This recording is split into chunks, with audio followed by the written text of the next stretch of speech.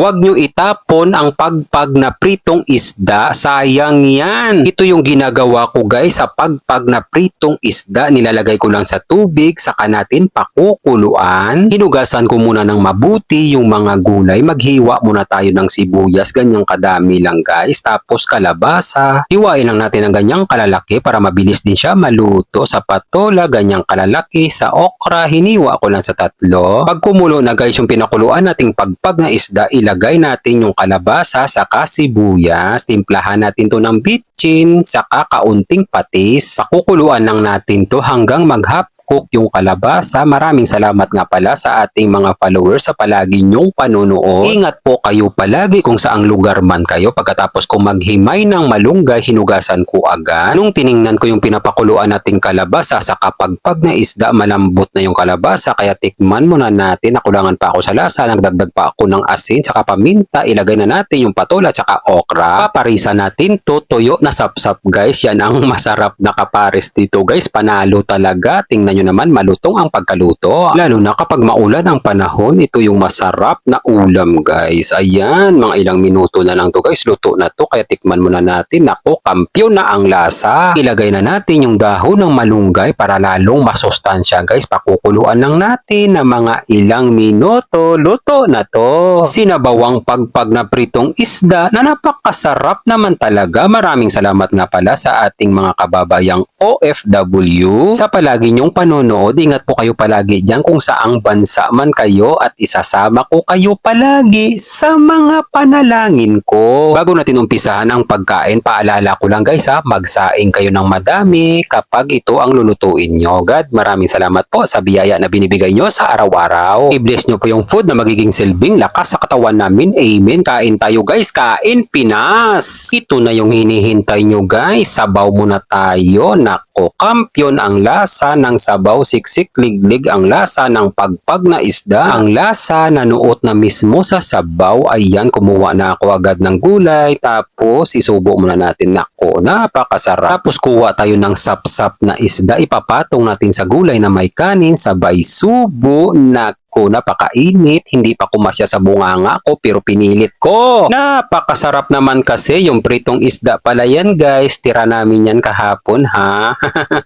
Tinatawag ko lang ng pagpag dahil dito sa amin ang tawag namin sa bahaw na pagkain, pagpag. Comment mo ngayon dyan kung saang probinsya ka, kung ano ang tawag sa inyo sa bahaw na pagkain. Kalabasa, patola, kanin, pagpag na pritong isda, palahi natin ng kutsara sabay subo. Nako guys, napakasarap naman talaga. Kakaibang experience na sarap guys. Bibigyan ko na kayo ng pamalakasan. Perfect bite pang commercial. Pagpag na pritong isda, ipatong natin sa patola na may kalabasa. Saka natin palahin ng kutsara. Dahan-dahanin natin isusubo dahil mainit pa. Hindi na rin ako nakapaghantay. Sinubo ko na rin, kumasya naman. Nako, kayo naman ang sumigaw ng masarap guys. Magluto na kayo nito.